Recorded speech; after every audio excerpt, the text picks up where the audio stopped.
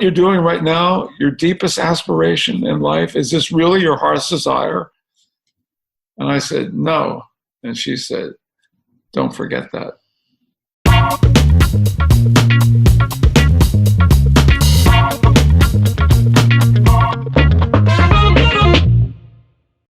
All right, well, welcome back to the Funky Brain Podcast, everybody. My name is Dennis, and this is my Funky Brain.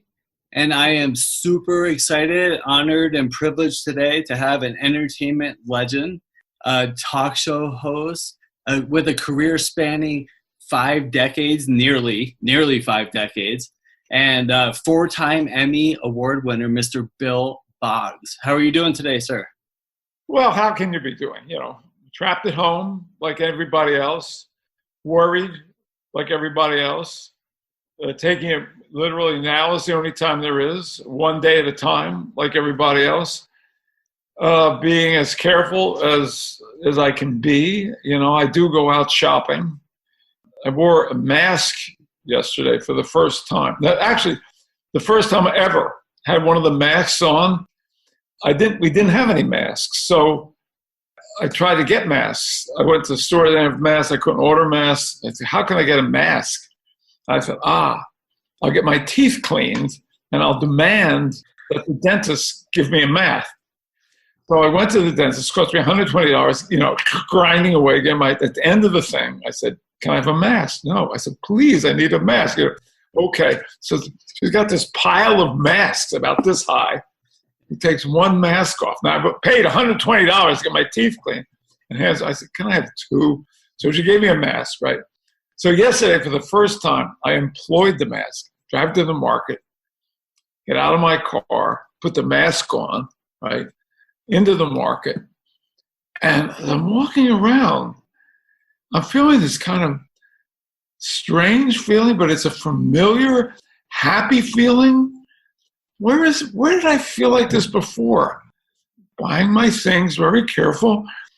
All of a sudden, I found myself doing something I haven't done.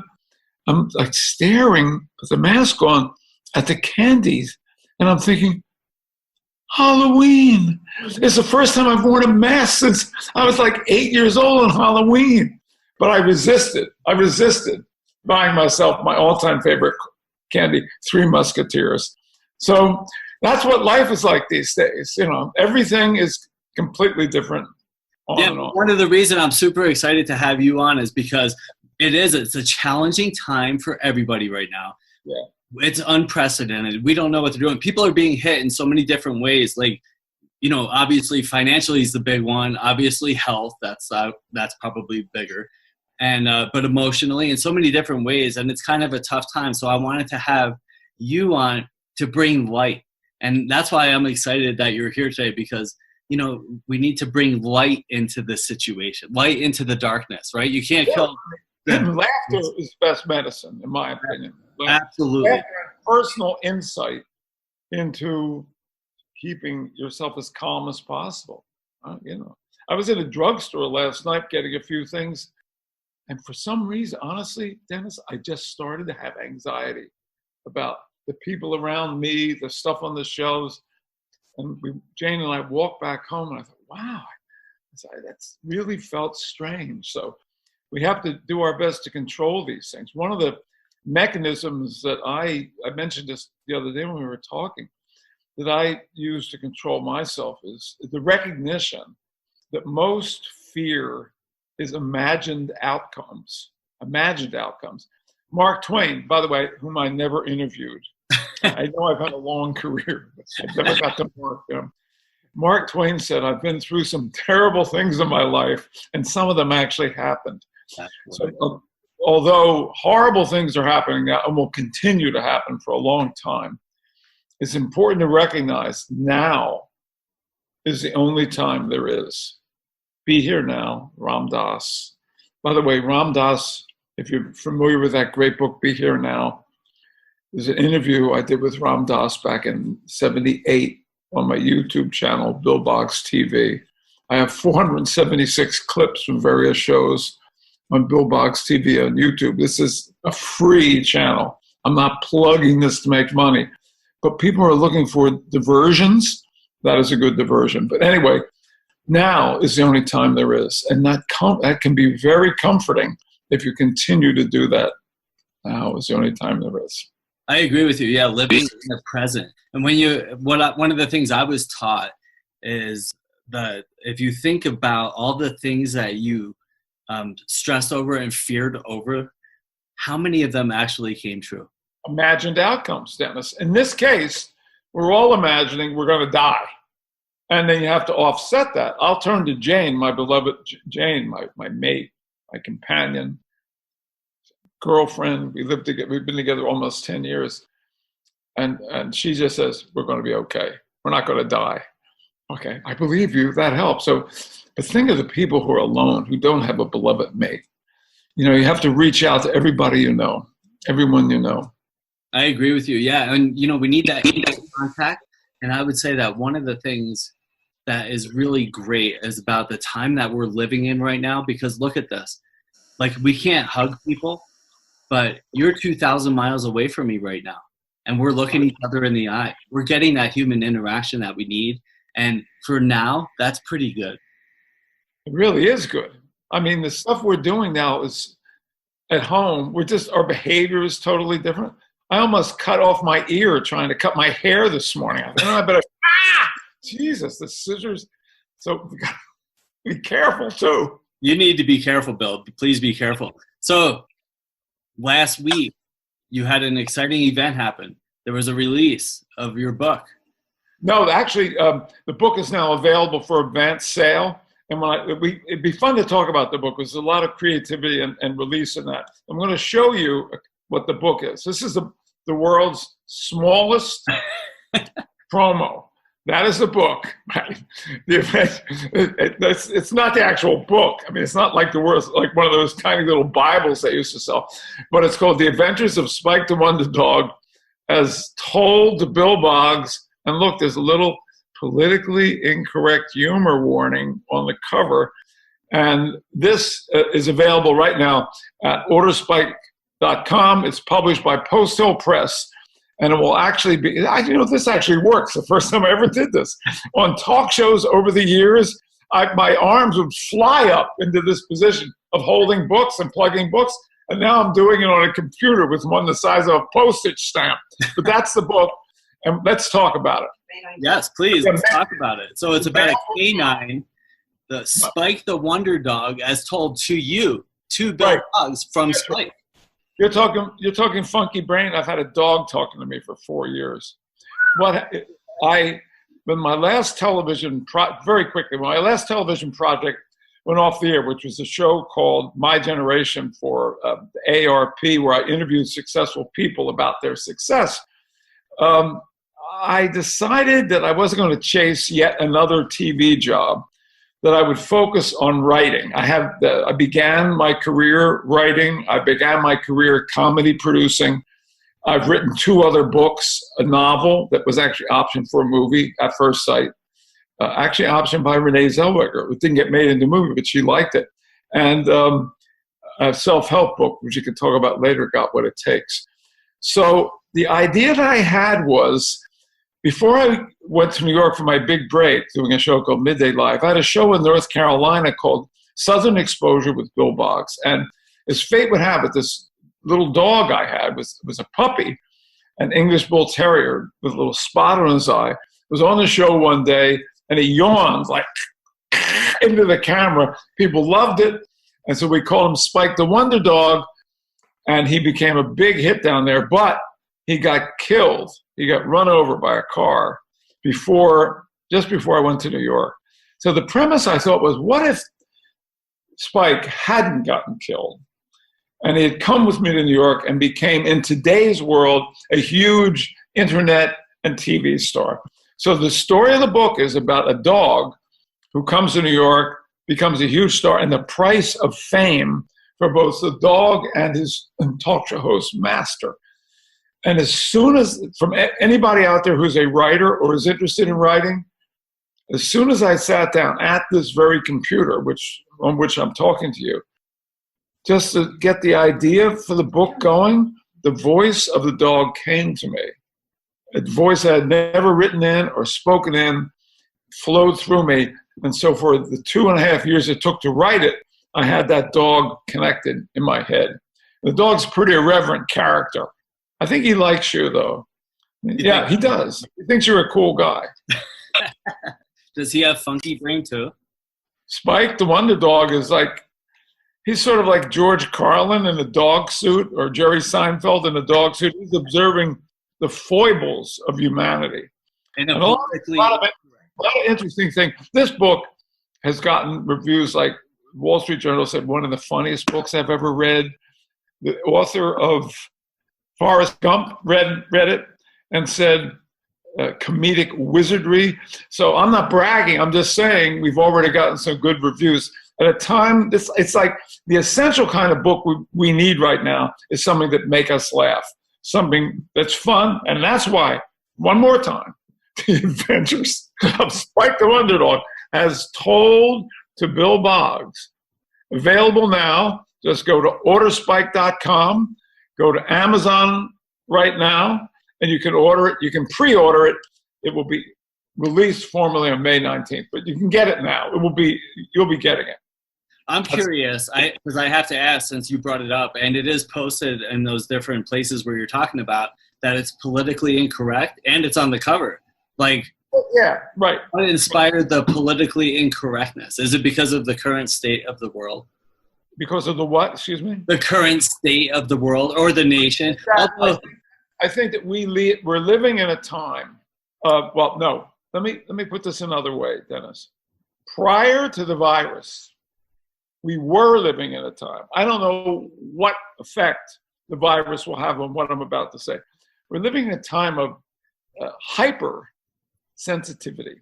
This offends that person. This offends that person. You wrote this on Facebook. You're wrong. I don't like that. All this, right? You're making fun of that person. Why are you making this anger and sensitivity?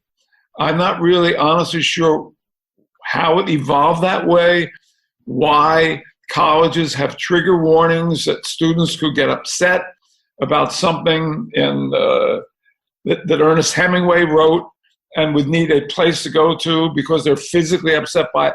How this sensitivity evolved, I don't know, but it existed. And so as I was writing the book, I thought, ooh, that's going to offend somebody.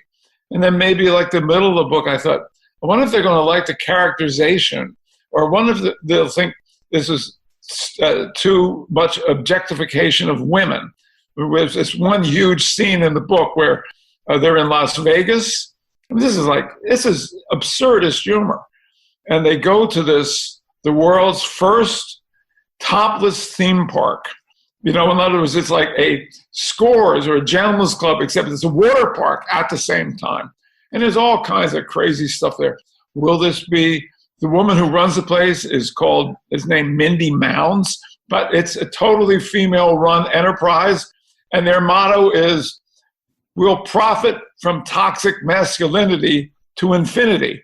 So within 3 pages, I can offend men who don't want to be offended because of toxic masculinity. I can offend women who think I'm objectifying women, which I am, because, hey, we all look writing about it. So I just thought, screw it. I'll put a warning on the cover. And if you read the book and you get pissed off, you've been warned. That's it. That's it. No, I agree with you. And, I think that one of the reasons that this is happening, and this is like a philosophical type reason. And, I don't understand it. If it's philosophical, it's over my head. Yeah. But, I think that the world, you were just kind of talking about it, but the world got really big, really fast, really technical, really advanced, really busy, full of fear, insecurity, and entitlement. And I think that all of this happening, well, one, it's very serious, but I think it's God's way, whatever God is, of slowing us down, saying, hey, we need to regroup our brains and we need to reorganize and get back on track of what this is all about. And I don't know what it's all about, but I think hopefully there are lessons learned that we don't yet know and that we carry them through, like to learn to love each other again and to take care of each other. That's what I think. You're a good man, Dennis. Let me tell you something. When you're lying there in a gurney in the hospital hallway, hoping to get inside for a ventilator. Red and blue makes no difference, you know. That's right. We could theoretically, whenever the other side of this is, we could theoretically come out here a much more united country, a much more united people. There were always going to be the fringe on one side or the other. In recent years, the fringe moving in. But anyway, this is all, and you know, honestly, truthfully, Dennis, we're talking about the past.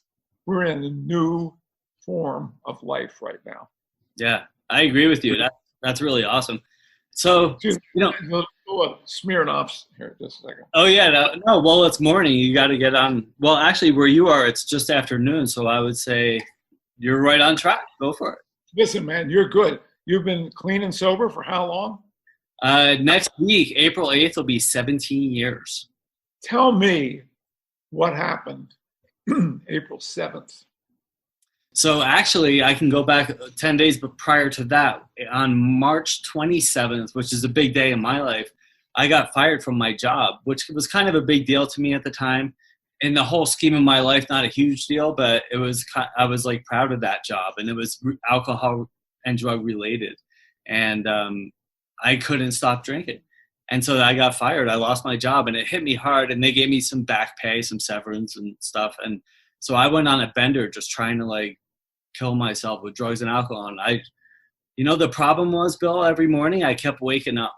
That's what it was. It was like, I can't explain to you why I ended up in that place where I did, from like going back years and years. But on April 8th, I went on this bender for about 10 days. And on April 8th, I woke up in the morning and I had a girl who was with me at the time who was really nice. And she was, she had to be nice to you. Yeah. Oh yeah. Cause I was gross. I was a mess. And you know, I was 60 pounds heavier than I am now. I'm not, who you see is not who I used to be. But she woke up, or she came into my apartment and she just looked at me and she goes, you know, this can't work. And I just started crying. I said, I can't stop. And she got on the internet, which was that dial-up internet at the time. And she got me, helped get me, she was instrumental in getting me into a treatment facility. And I was there for 30 days. And that was April 8th, 2003. When you came out of the treatment facility, what did you hold on to that stopped you from having that first drink or the first puff or the first whatever pill or whatever it was? All three, probably. Yeah, that's an interesting question. I think, you know, when people talk about sobriety or whatever your problem is, change usually happens at rock bottom. That's where people talk about that rock bottom, or when you just can't take it anymore. And I really believe I was at the end of my rope financially, health, mental health, physical health, and I didn't know how to change that. And so I think in my book that I wrote, it's called Funky Wisdom, A Practical Guide to Life. And what I have in there are these principles. And people say, how do I get sober? How do I change my life? How do I have successful relationships? How do I become healthy? And the answer is in how. HOW. Honesty, open-mindedness, and willingness. So I had to be honest, and I said, my life is falling apart. I'm dying physically, emotionally, spiritually. And I had to be open to seeing a new way of living. I had to be willing to do those things to change my life. And when you're honest, open, and willing, you could do anything. I believe that. And so hopefully that was my last drink. And as of today, it is. Well, congratulations on that. I mean, you've helped a lot of people. Your book, which I'm waiting to come in, I'm sure has helped a lot of people. I think that, you know, in the situation we're in now, we probably have more addiction occurring because of unemployment, because of everything. You know, it's interesting. I don't like this argument. Really should not be at this point politicized. Things could have been done differently. Why, you know, come on television? Why don't we have a solution? This is complicated. You know, if all of a sudden you have 10% unemployment, you don't just go into a room and in a half hour figure out how you're going to solve that, no matter who you are. But we have to have faith that the government we have is going to help us, because state government, local governments. I happen to be in Palm Beach, and Palm Beach went above the governor's orders and ordered stay at home, closed restaurants and all kinds of things 2 weeks ago. Set up a curfew, which was good, very good. Yeah. Yeah, and again, it's an unprecedented time. I will say, to make light of the situation, which is what we're supposed to be doing here today. Well, let's move in that direction. Yeah, well, it's funny because you said I'm in Palm Beach, and I was like, I went out this morning for my walk, which I do every morning and every night, and I am not in Palm Beach. I'm in Colorado in the Rocky Mountains, and it's cold. And I wore because in the basement I have a bike trainer, and so I was riding my bike, and I had my bike shorts on. So I just said, okay, yesterday was nice in the 60s, so I went out in my shorts. Only this morning it was in the high 20s, and when I came home, I had snow on the hair on my legs. It was really cold. So I wish I was in Palm Beach with you right now.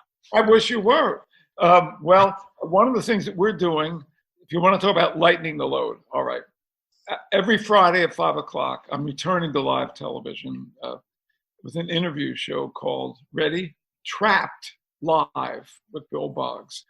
And I'm going to have each week a funny person. This past Friday's guest, we had Tom Cotter. I don't know who we're having next Friday, this coming Friday. I'll let you know. And I think it's possible. It's possible. I need to look at your comedy chops.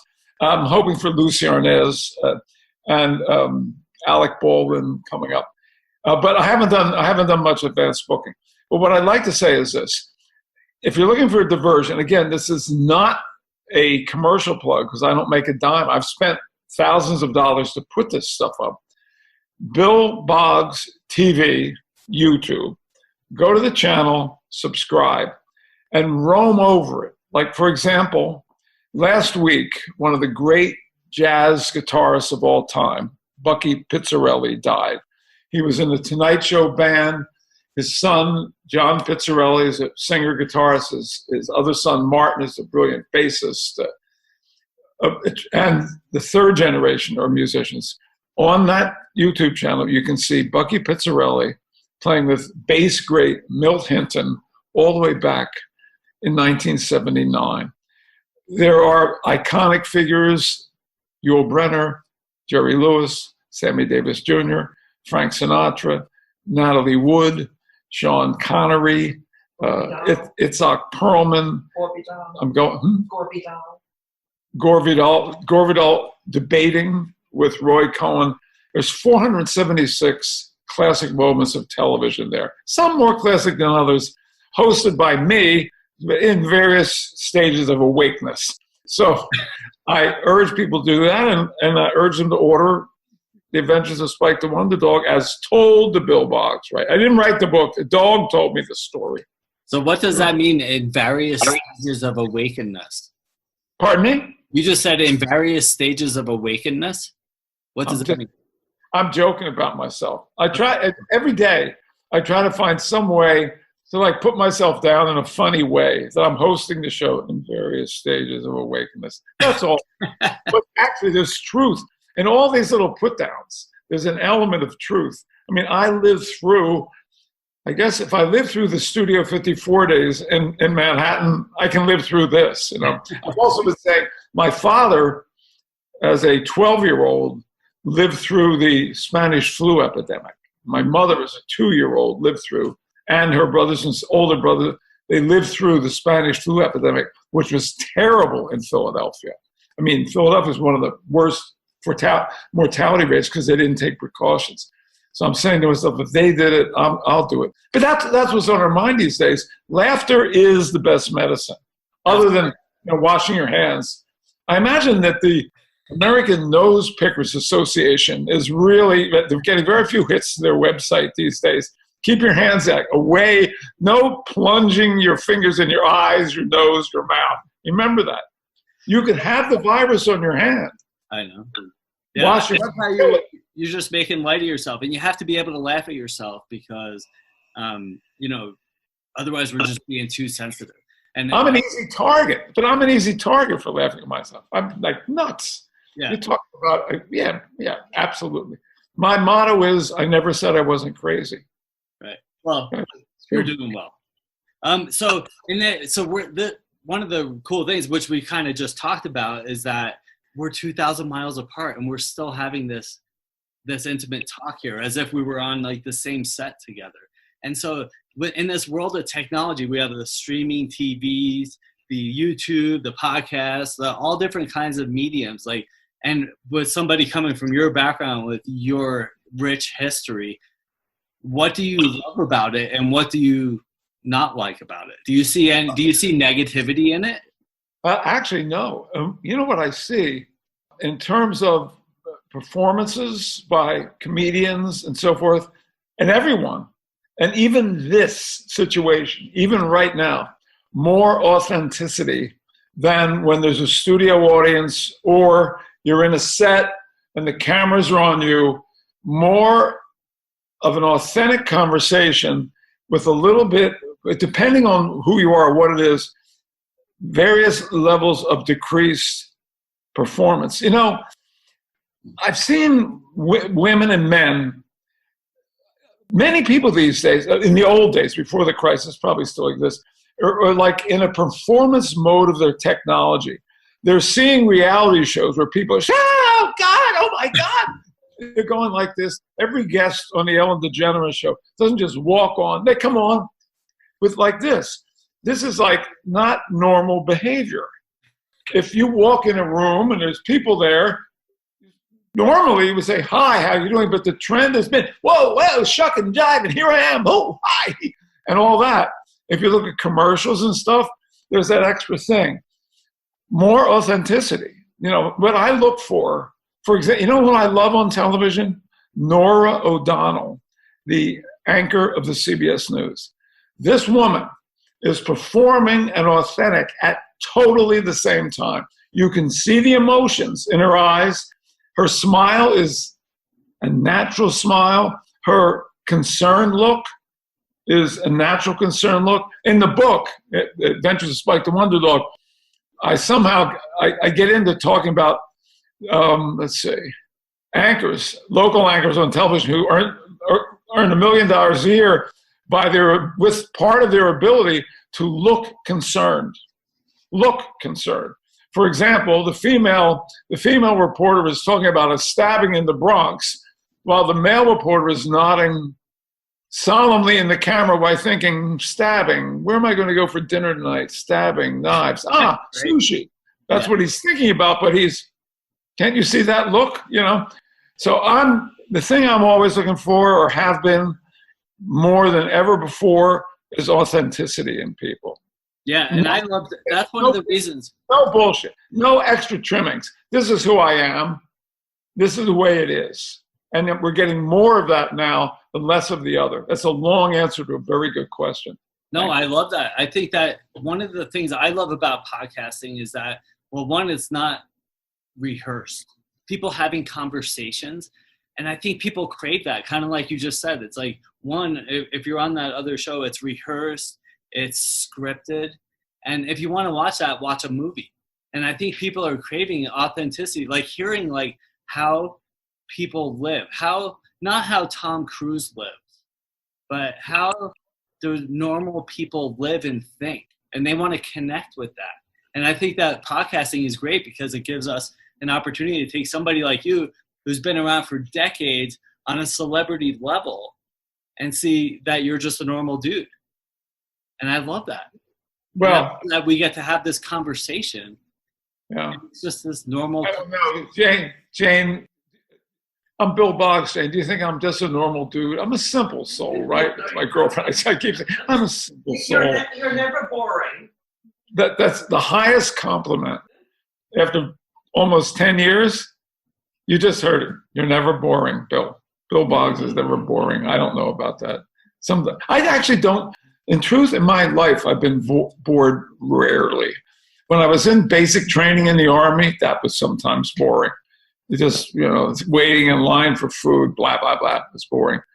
But as I look back on it, that the 8 months of basic training, I'm glad I did it. You can hardly wait to get out, but I'm glad I did it. I'm glad I did it. One thing you said to me when we spoke last week, the one thing you said to me that I love more than anything, and this is, I think, everybody's dream in life. You said, I've accomplished all I ever could have imagined in my life. Well, no, what I actually said was that I'm one of those lucky people who made his childhood dream come true. Because for whatever reason, my mother told me when I was 4 years old that I was walking around the house with a pencil, pretending it was a microphone, interviewing people, because even that far back, I wanted to be like the men on the radio and the television, interviewing people. So I made that dream come true. And it wasn't like a through line, I'm 4 years old and I'm going to make this dream come true. But it turned out when push came to shove and I got out of graduate school and I was in a job as a writer, which is really boring. When push came to shove, it came to the surface. And I got out of that job and got into show business with a comedy team, producing with them and managing them. And I was in show business and got myself on television a few years later. So that childhood dream was never forgotten.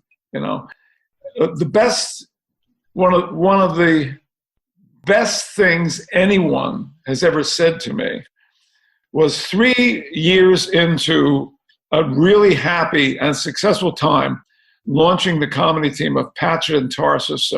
Many people would not remember their names, but in the late 60s, they were a comedy team. They were on all the shows as a stand-up comedy team, which really doesn't exist anymore in show business, like Abbott Costello, Martin and Lewis, Rowan and Martin, Stiller and Mira, Mike Nichols, Elaine May. You had Patchett and Tarsus. And so for 3 years, they were performing. They were great writers. They ended up stopping writing and being the head writers for Bob Newhart and Mary Tyler Moore. This was big. And they wrote Alf and Muppet movies and stuff like that. But after 3 years of great success, my mother said to me at Thanksgiving, are you happy doing what you're doing, managing a comedy team? I said, yeah, we're going to California, we're doing this. She said, but I thought you always wanted to have your own show, that you wanted to be the lead, the star. I said, yeah. My mother said, is what you're doing right now your deepest aspiration in life? Is this really your heart's desire? And I said, no. And she said, don't forget that. 3 weeks later, I got the opportunity to work on a television show, had an amicable parting with the comedy team. And that's how my mother, is this your deepest aspiration, your heart's desire? No, don't forget that. That's essentially the inciting influence that made it happen at that point. I love that. Yeah, so many people get stuck in the job because it's what they're supposed to do. Well, they have to do it. Let's face it. They have to. We took a big risk, excuse me for interrupting, but at age 26, I had an apartment and I had a car payment. So it took us a leap of faith to quit a job with health benefits and everything else to manage a comedy team and go home and live with my parents. But that alternative for me at that age, be harder to do if you had a wife and a child, was far better than showing up at 8:15 every morning and writing about gaskets and ceiling tiles and floor wax. Nothing's wrong with those products, but they didn't really turn me on. I can't explain. I never got really into the Armstrong World Products Company where we were working, where Tom and Jay and I, 3 of us were working there. Yeah, these are such awesome stories. I'm awe-inspired. But I think that what you said was like you were not happy in what you were doing and you have to go after it. And you took a risk. And a lot of people aren't willing to take that risk because they don't want to fail. Well, I'll give you a point. And this book came out 10 years ago, but I wrote this book, this actual book, Got What It Takes, Successful People Reveal How They Made It to the Top. And it has Joe Torre, Craig Newmark. It's got Matt Lauer. You can't even mention his name anymore. It has Bill O'Reilly, the same thing there. It has Diane von Furstenberg, Sir Richard Branson, Bobby Flay, Frederick Fekkai, and many, many more. And one of the subjects in the book, who was a specialist and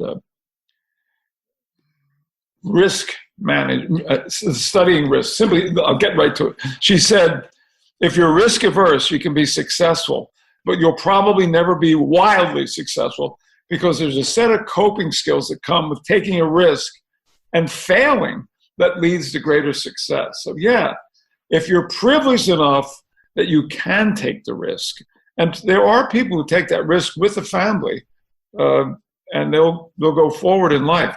But I was able to take the risk. I was not risk adverse in the least bit at age, whatever I was, 25, 26. That's the time to go for it. Yeah, I agree with you.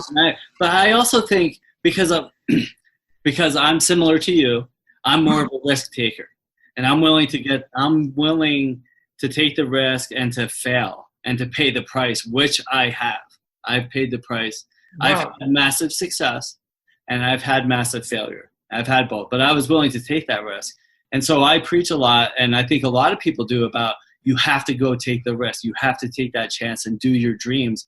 And I think that that's true on some level, but I think we should also mention that there are people that are not cut out for it, that aren't willing to take the risk, and they don't want to. They want the security, the paycheck, the insurance. They want to know like how each week is going to go, and we need that. We need those people too. And that's just what I was thinking. I just want to remind people that too. It's like I always talk about, go after your dreams and goals. And if you feel like, if you're waking up in the middle of the night and you feel unfulfilled and unhappy and you're stuck, then yes, you need to go after it. But if you feel comfortable, then you keep being you. Two things. Everything you're saying, I agree with. However, now the reality, just take that whole conversation, and it's like you have 100-mile-an-hour hurricane winds blowing against you as you may be trying to take that risk. Therefore, I would say in this new environment that we live in and may be living in for a protracted long period of time, ways of taking risk may be different. There may be whole ways of starting new businesses, seeing, in difficult times, the astute discern opportunity is another quote from that book. Or a risk might be, if you have any medical training, going out and risking, literally physically risking your life. We're talking about what risks are now are much different than they were 2 months ago, and the whole dynamic of self-help is different than it was. Believe me, my predictions don't always come true. We're going to emerge from this with a significantly different society, a significantly different way of communicating, a significantly different way of entertaining, a significant different way of working, of earning money. And I think we may not shake hands anymore. That would not be the worst thing in the world, shaking hands. I like the greeting, hi, like that. That's a universal sign of acceptance. Did you know that? Yeah. No. Yes. It is anywhere in the world, if someone comes up to you and you go like that, it's peace. It's like showing your palms, peace. This is a nice one too. But that's a minor point compared to what we've got to face. Yeah, I'm a hugger. Like I always went around for years. I'm like, hey, how's it going? And it was like the hug, the brotherly love, the friendly love, spreading the love. And now we're going to have new ways of greeting. Virtual hugs. But, I can hardly wait till we get to that point and figure out it's okay, Yeah.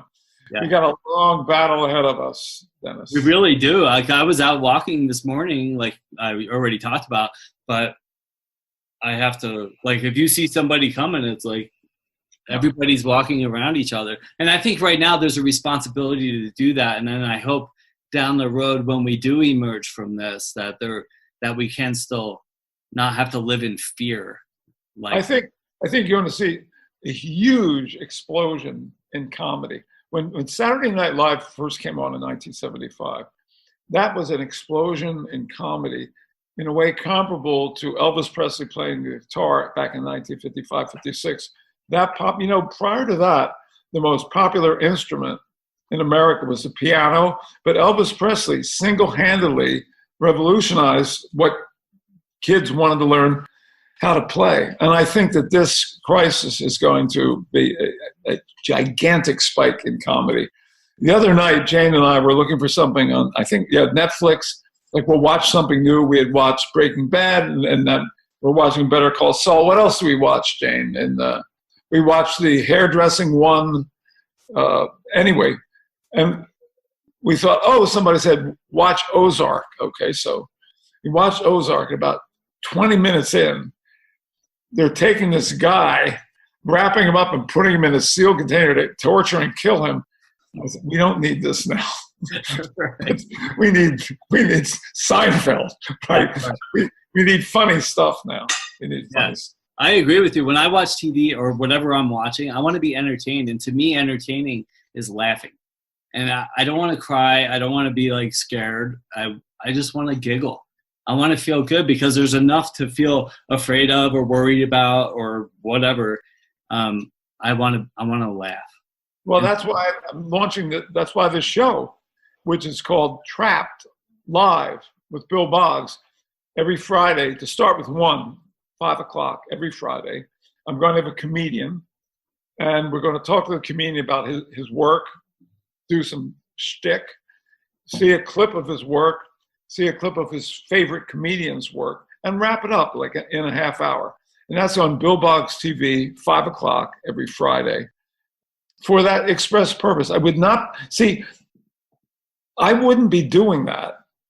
And countless other people wouldn't be doing other things on the internet and elsewhere creatively if it wasn't for this crisis.